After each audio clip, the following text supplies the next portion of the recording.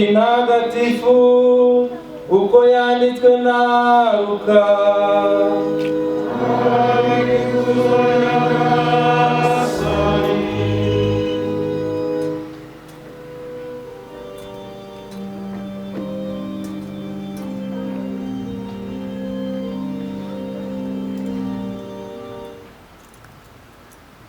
Nuko Yesu ajya i Nazareti aho yari yararerewe, maze nk'uko yabimenyereye yinjira mu isengero ku munsi w'isabato, nuko arahaguruka ngo asome ibyanditswe bitagatifu. Bamuhereza igitabo cy'umuhanuzi Izayi, arakibumbura abona handitse ngo Roho wa Nyagasani arantwikiriye, kuko yantoye akansiga amavuta agira ngo ngeze inkuru nziza ku bakene, ntangariza imbohe ko zibohowe, n'impumyi ko zihumutse, n'abapfukiranwaga ko babohowe, kandi namamaze umwaka w'impuhwe za Nyagasani. Yesu abumba igitabo agisubiza umuhereza, maze aricara mu isengero, bose bari bamuhanze amaso. Nuko atangira kubabwira ati, biri muri iri somo mumaze kumva, mumenye ko byujujwe uyu munsi. Iyo ni ivanjiri ntagatifu. Urasingizwa Kristo.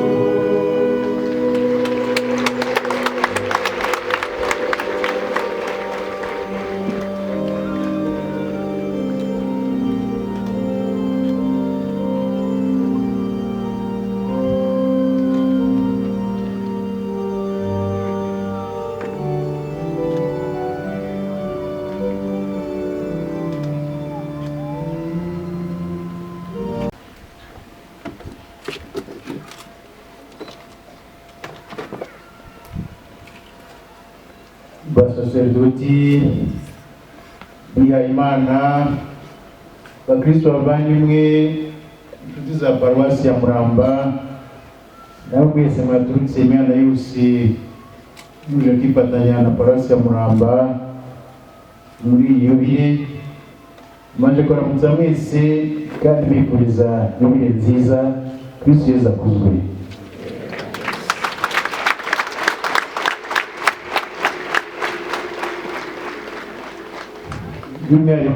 Ariko nifuje umunsi mwiza Padiri Emmanuel Ngayinteranya, uhimbaza w'imyaka 25 ahawe upadiri. Padiri Emmanuel ibihe nziza.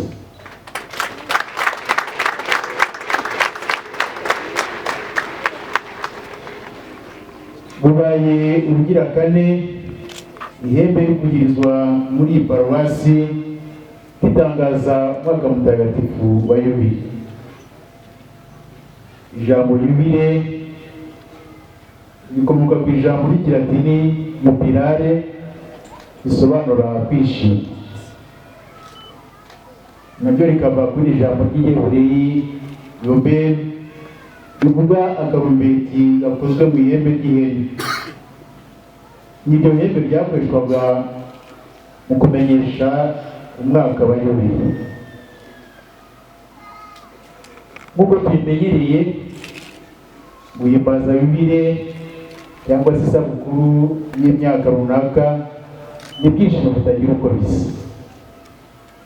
Ni bumwe mu buryo bwiza bwo kuzirikana ineza y'Imana n'urugendo rurerure ruba rwarakozwe n'abantu b'ingeri zitandukanye kugira ngo tube tugeze ku byishimo by'ibiyibi byatuzinduye.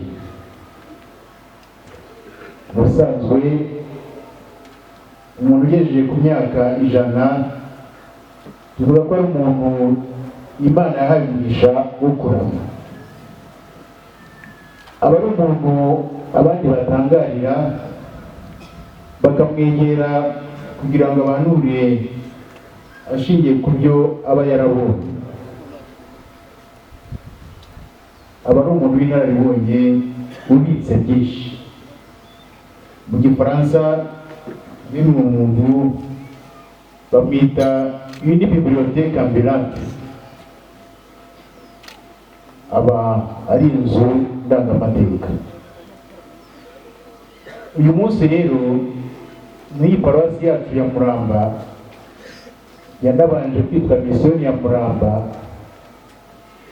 ni inzu ibitse amateka menshi muri aka gace kahoze kitwa Kingogo mu birebana n'ubukristu, imibereho myiza y'abaturage n'ibindi. Twavuga rero kugira ngo twishimire ibigwi byayo yo kuba imaze imyaka 100 ishinzwe ifasha abakristo kumenya inkuru nziza ya Yesu Kristo, ifasha abakristo kwiteza imbere mu buryo bwinshi kandi bunyuranye. Bakristo ba paruwasi ya Muramba namwe mwese bavanye mwaje kwifatanya nabo, ndabasaba ngo muhimbaze yubile ya paruwasi yanyu mushimira abagize uruhare kugira ngo ibone izuba. Ndatekereza abamisiyoneri ba Afurika, abo dukunze kwita abapadiri bera,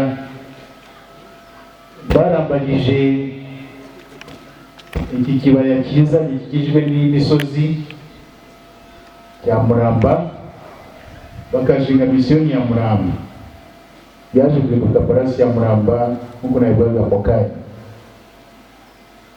Aribo hari n'abandi bapadiri b'Abanyarwanda bakavukire bakoreye ubutumwa muri iyi paruwasi.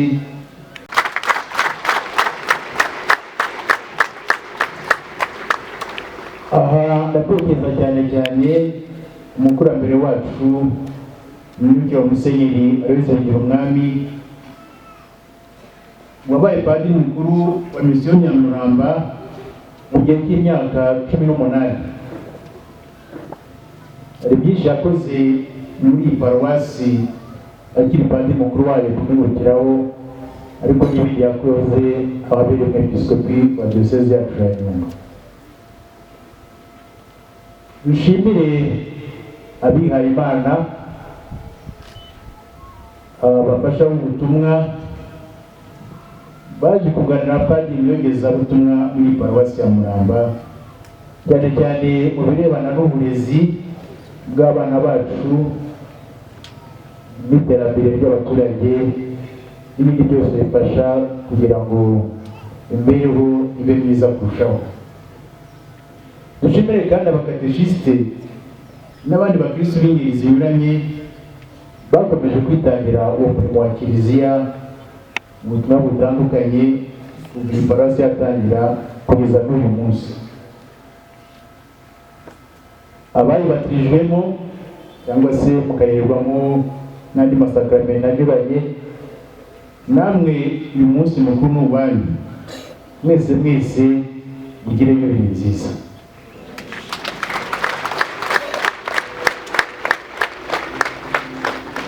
Iyo duhimbaza yubile zinyuranye, iy'amavuko, iy'abatisimu, yo gushyingirwa, iy'amasezerano atandukanye n'izindi, tuba tugira ngo turusheho kuzirikana impuhwe n'urukundo by'Imana yo iha abantu ubuzima. Yubile ntikumvikane gusa nk'ibirori, ahubwo ujye yumvikana nk'isengesho ryo gushimira Imana no kuyisaba imbabazi aho tutayitunganiye, aho tutahuje n'Imana twigishijwe, aho tutaranzwe n'umubano wa kivandimwe nk'uko Yesu Kristo yaduhayemo urugero. Abo twacumuyeho, abo twakomerekeje ku mutima, abo twagaragaje urukundo ruke n'indi myitwarire mibi inyuranyije n'ivandimwe, iyo duhimbaza yubile aho uri umwanya wo gusubiza amaso inyuma kugira ngo twigorore nabo. Aha ndatekereza ibyabaye mu mwaka w'1994 muri rya turaburindi igihe cya jenoside yakorerwaga Abatutsi, byayogoje igihugu cyose, ntusige n'aka gace k'Ikingogo. Tuzirikane Padiri Augustin Nyanzabera wari padiri mukuru w'iyi paruwasi ya Muramba, wagerageje kurwana ku buzima bw'abatutsi bari bamuhungiyeho ndetse bikamuviramo nawe kwicwa agapfa gitwari aharanira kurengera abarenganaga. Reka mbonereho gushimira ubuyobozi bw'igihugu cyacu cyanamugize n'umubarinzi w'igihango kubera uwo mutima wa kimuntu wamuranze. Reka kandi basabe guhaguruka twese dufate umunota wo kumwibuka.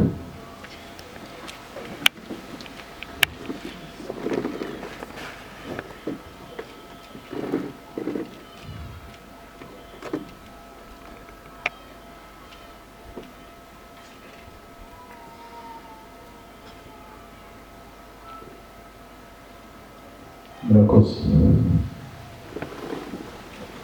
Kwimbaza rero nk'uko nabivugaga ni umwanya utagira uko usa wo gusubiza amaso inyuma kugira ngo twiyunge n'Imana n'abavandimwe bacu aho tutagenze neza. Ibi bivuga reka turusheho kubyumva twisunze amasomo matagatifu y'uyu munsi tumaze kumva. Uko twabyumvise mu isomo rya mbere, Bibiliya yashyizweho n'Imana mu mategeko n'amabwiriza yatumye gusa kugeza ku muryango wayo. Uhoraho ati uzahere ku mwaka wa mbere ubara, nugera ku myaka 7 inshuro 7 izaba ibaye imyaka 49, hanyuma umwaka wa 50 uzaba ari yubile yanyu. Umwaka wa yubile uzaba ari umwaka mutagatifu, uzaba ari umwaka weguriwe Imana, umwaka wo kurushaho kwizirikana no kuyisingiza.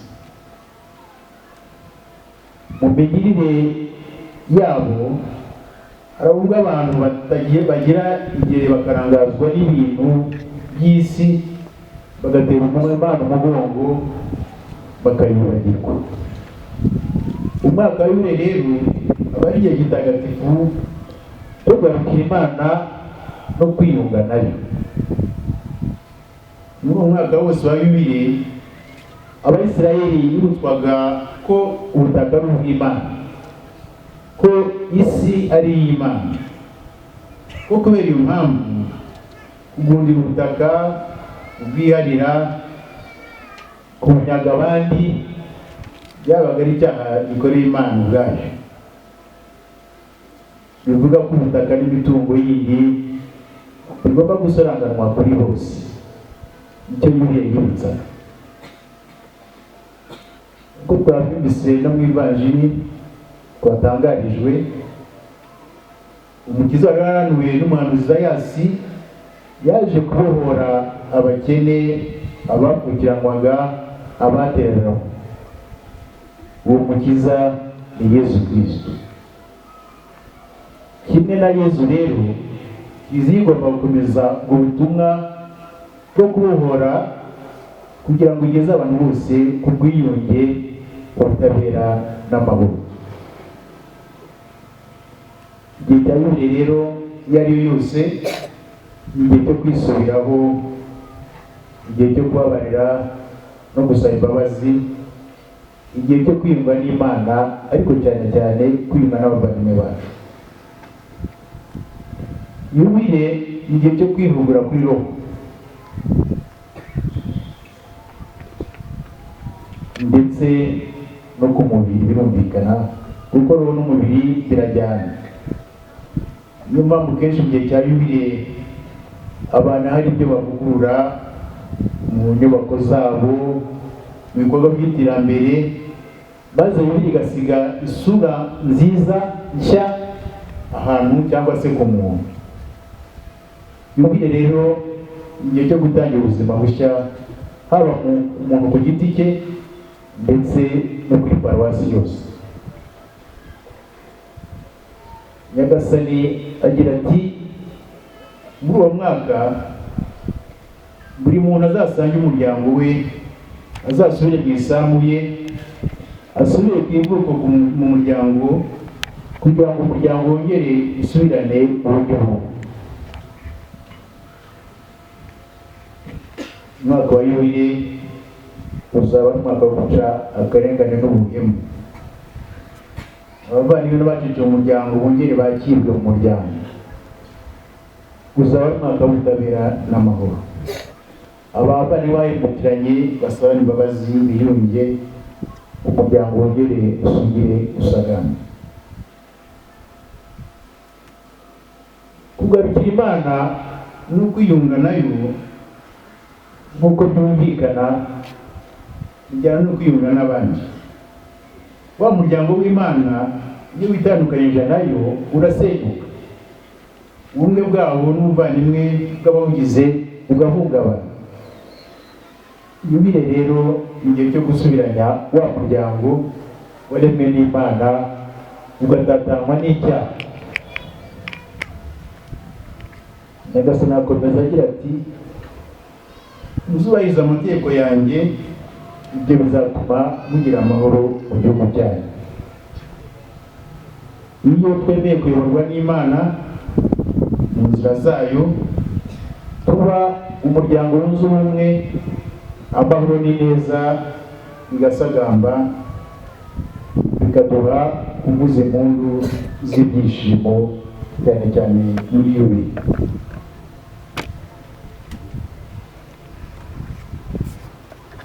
Ibi rero uko byumvikana kandi bitugaragarira twese ni igihe cy'ibyishimo,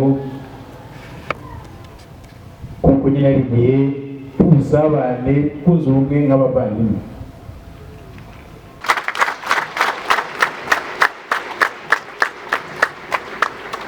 Aha ndatekereza cyane cyane umukurambere wacu Nyirukira Musenyeri Aloys Ngirumwami, wabaye padiri mukuru wa misiyo Nyamuramba mu gihe cy'imyaka 18.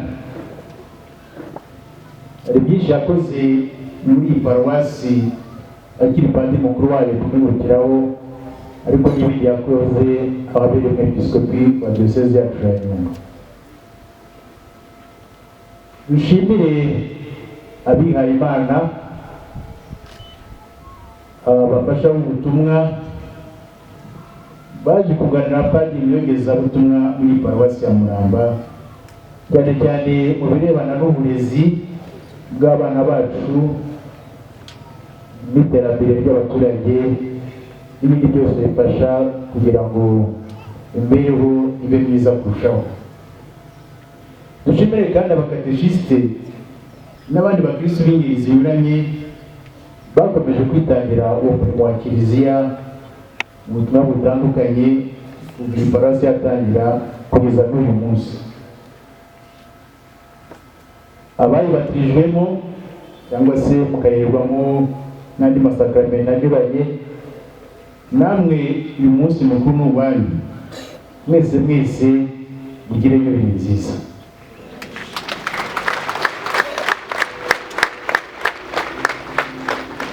Iyo duhimbaza Yubile zinyuranye, iy'amavuko, iy'abatisimu, yo gushyingirwa, iy'amasezerano atandukanye n'izindi, tuba tugira ngo turusheho kuzirikana impuhwe n'urukundo by'Imana yo iha abantu ubuzima. Yubile ntikumvikane gusa nk'ibirori, ahubwo ujye yumvikana nk'isengesho ryo gushimira Imana no kuyisaba imbabazi aho tutayitunganiye, aho tutahuje n'Imana twigishijwe, aho tutaranzwe n'umubano wa kivandimwe nk'uko Yesu Kristo yabiduhayemo urugero. Abo twacumuyeho, abo twakomerekeje ku mutima, abo twagaragaje urukundo ruke n'indi myitwarire mibi inyuranyije n'ivanjiri, iyo duhimbaza Yubile ari umwanya wo gusubiza amaso inyuma kugira ngo twigorore nabo.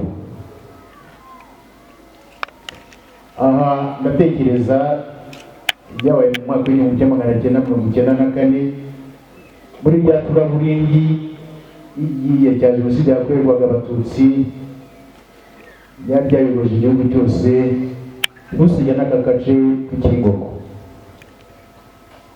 Tuzirikane Padiri Augustin Nyanzabera, wari padiri mukuru w'iyi paruwasi ya Muramba, wagerageje kurwana ku buzima bw'abatutsi bari bamuhungiyeho ndetse bikamuviramo nawe kwicwa agapfa gitwari aharanira kurengera abarenganaga.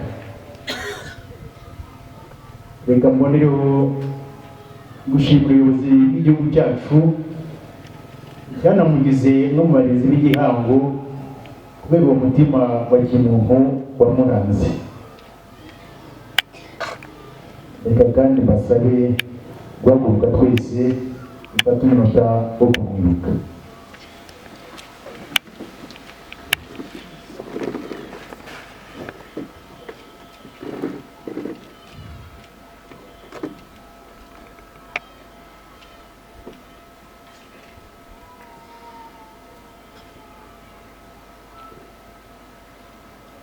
Murakoze.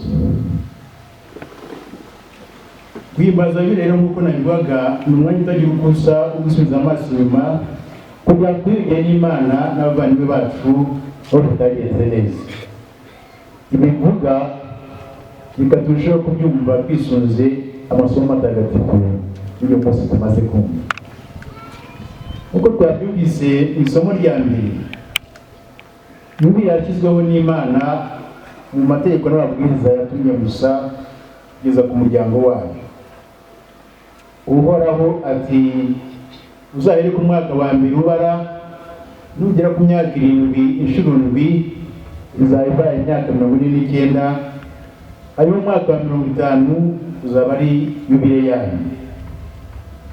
Umwaka wa yubile uzaba ari umwaka mutagatifu, uzaba ari umwaka weguriwe Imana, umwaka wo kurushaho kwizirikana no kuyisingiza.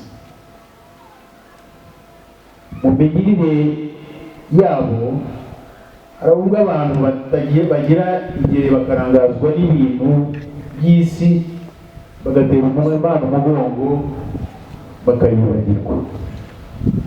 Umwaka w'ibire rero aba ari igihe gitagatifu cyo kugarukira Imana no kwiyunga nayo.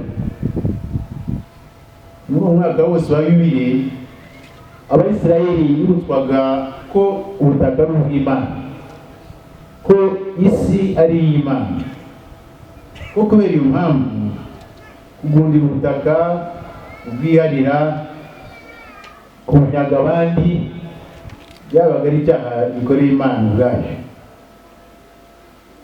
Bivuga ko ubutaka n'imitungo yindi bigomba gusoranganwa kuri bose. Icyo Bibiliya yibutsa.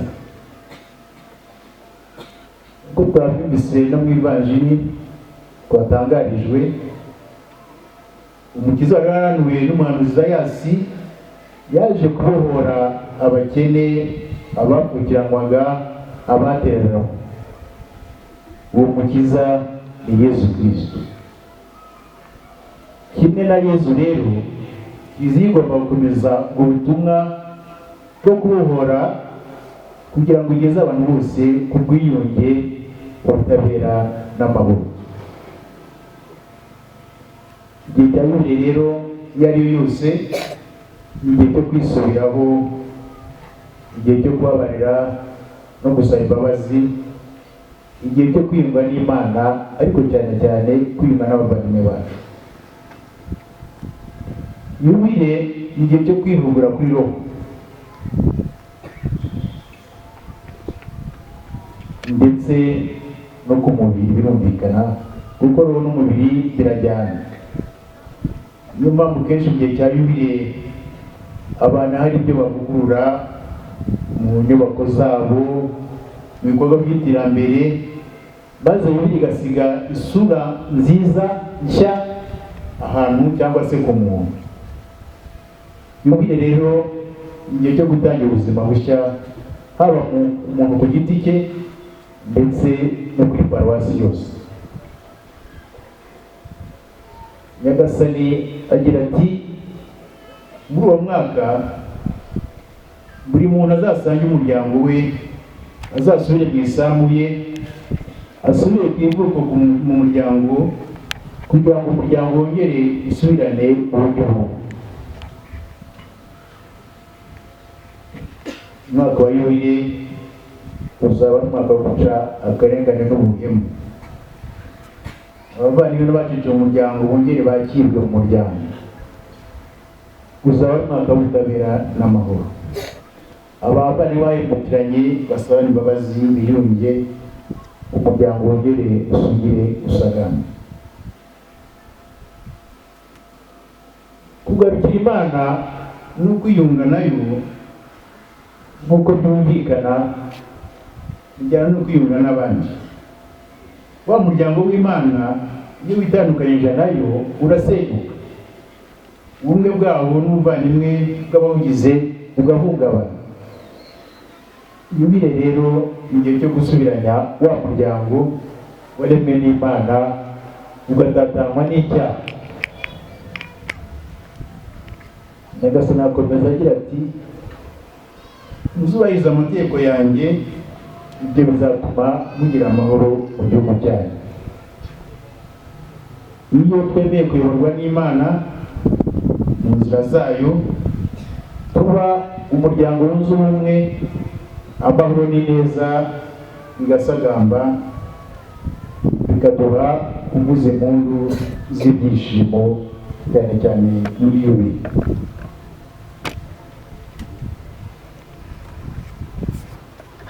Yubile rero uko byumvikana kandi bitugaragarira twese ni igihe cy'ibyishimo, kuko nyine ari igihe cy'ubusabane, twunze ubumwe nk'abavandimwe. Birakwiye kwishima rero no gushimira Imana. Gushimira Imana ni indi soko y'imigisha iduha. Muze twese rero dushimira Imana yaduhanze ikaduha kuba abana bayo. Twishimire ineza yayo ya buri kanya, kandi buri kanya akabyara iminsi, iminsi ikabyara imyaka, ikaba ibaye ijana. Yubile ntisige hakiri abacakara b'icyaha, ntisige hakiri abakiziritswe n'inzangano cyangwa se urwikekwe mu mwana wabo n'abavandimwe babo. Ntisige hakiri abiganyira kwitabira ibikorwa by'urukundo n'impuhwe. Buriya kutagira impuhwe nabyo ni ubucakara buturuka ku bugugu, kudakunda ni ubucakara buturuka ku kwikunda, kutagira ubutabera ni ubucakara bwo kudashakira abandi ineza n'amahoro. Ibyo rero si byo Imana itwifuriza, si byo Ivanjiri itwifuriza. Niyo mpamvu yo guhimbaza Yubile aho umwanya wo kugira ngo twongere twibutse ibyo byose.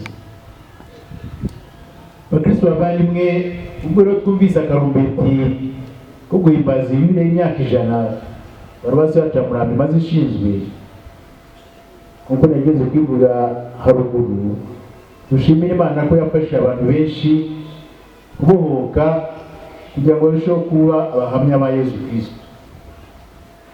N'ubundi Paruwasi iriho kumurikira abayigana, cyane cyane abasoje inkuru nziza ya Kristo, ariko kandi ikaba n'igicumbi gitera imbere ku baturage bose. Ariko mbere na mbere ubutumwa bwayo ni ugutagatifuza umuryango w'Imana, iwigisha ijambo ryayo kandi ikawuyobora mu nzira nziza. Nabo bakristo bavandimwe, ndabashishikariza kugendera muri urwo rumuri, mubana mu mahoro n'ubwiyunge, nta n'umwe mubereyemo umwenda uretse urukundo, nk'uko Pawulo Mutagatifu abidusaba. Urukundo rushora imizi mu buzima bwanyu, rusagambe muri byose. Inyigisho mwakiriye n'amasakaramentu mwabereye muri Paruwasi byatumye mubarirwa mu ntore z'Imana, muba abasangiramurage na Nyagasani Yesu Kristo. Ubwo rero mwatagatifujwe na Nyagasani ubwe, nkaho Pawulo Mutagatifu, nimurangwe n'imigenzo myiza mbonezamana maze mugire umutima wuje impuhwe, ugira neza, ubwiyoroshye, ituze n'ukwiyumanganya, muharanire kubana mu mahoro no mu bwiyunge. Twese abemera tugize uwo muryango kiliziya, dufite rero bwinshi tuba dushimira Imana, twuhiwe roho umwe, dusangira ukwemera kumwe no kwizera kumwe, twacunguwe na Kristo uko Pawulo mutagatifu yatwibutsaga mu isomo rya kabiri. Duhuriye ku mubyeyi umwe, Imana Data uhoraho. Iyo sano rero isumbi y'amaraso dufitanye nidufashe kurushaho gutunganira Imana n'abavandimwe bacu. Bakristo bavandimwe, ni nabyo twumvise mu Ivanjiri, aho dusaba gukomeza ubutumwa bwa Yezu Kristo, ubutumwa bukwiye kuba bwa buri mukristo wese wabatijwe, agasiga amavuta ya kirisima, agakomezwa, agahabwa neza ari umutagatifu. Twese rero turi intumwa za Yezu Kristo, ariko tugomba kugendera ku matwara ya Yezu Kristo, tukagenza nkabo, tukagerageza gusa nawe no kwigana amatwara ye. Ibyo bizaduha kuba abahamya be aho tunyura hose, ariko cyane cyane duhereye mu miryango yacu, kuko ya miryango yacu ariyo kiliziya y'ibanze. Ariko naho tunyura hose bikora ko abakeneye inkuru nziza baracyahari benshi, bakeneye ko tubakurikira, ko tubaha urugero rwiza. Yubile duhimbaje uyu munsi y'imyaka 100 ya paruwasi ya Muramba ntabwo ari iherezo, nta nubwo ari umusozo, si umwanya wo kwiruhutsa cyangwa se wo kureba ibyakozwe gusa ngo tubyishimire, ahubwo ubu ni ikindi kintu dutangiye, ni ukureba byinshi bikenewe bigomba gukorwa, ni ukureba abavandimwe bacu benshi bakeneye guhumurizwa, bakeneye guhorwa ku ngoyi ya sekibi, guhinduka no guhindukira Imana.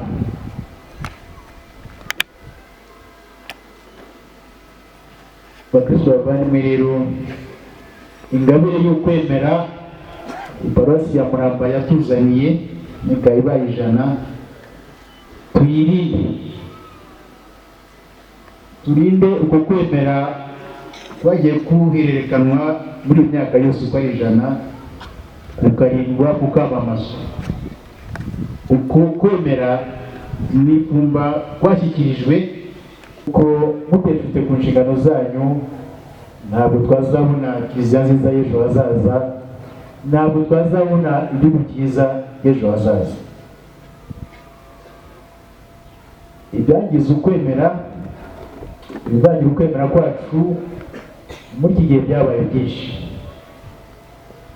Nibyo Pawulo mutagatifu atwibutsa abagira ati, uwo mukiro twakiriye tuwutwaye mu tubiri tumenye ku busa. Buri wese agomba kumenya ko sekibi twanze igihe twabatizwaga, tukemeza ko twitandukanyije nawe, ahora arekeje ashaka kutwigarurira, ahora arekeje ngo aduteshe Yezu Kristo, ngo twisubize. Muri ibi bihe rero tuvomamo imbaraga zo gukomera ku kwemera kwacu, kudatana no kwizera n'urukundo. Bakristo bavandimwe ba paruwasi ya Muramba, natwe nka Bikira Mariya nta cyatuza gutaraka ngo tubwire tuti ushobora byose yadukoreye ibitangaza, izina rye ritagatifu.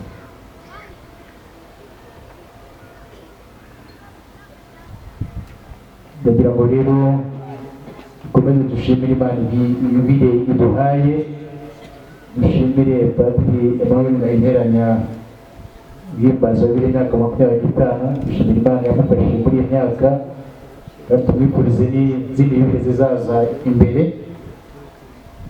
Dushimire abapadiri bose bakorewe ubutumwa muri iyi paruwasi, bayashingwa, abihaye Imana, abafasha ubutumwa, abakateshisite n'abandi wese mwabaye mu nzego zitandukanye z'ubuyobozi muri iyi paruwasi. Mwese Nyagasani Imana azabahe umugisha utagabanyije, azabahe ibyiza byose mwakuriye muri paruwasi ya Muramba. Bakristo rero bashyitsi baje kwifatanya n'abakristo ba Muramba, mwese abakuru n'abatoya, ikivi abogezabutumwa batangiye nimwe muzacyusa kandi ntikizasubira inyuma nk'uko nabivuga mu kanya. Mwese rero nongeye kubifuriza Noheli nziza. Bikira Mariya umuhuza akaba umurinzi n'umuvugizi w'iyi paruwasi adusabira. Nyagasani Yezu nabane namwe.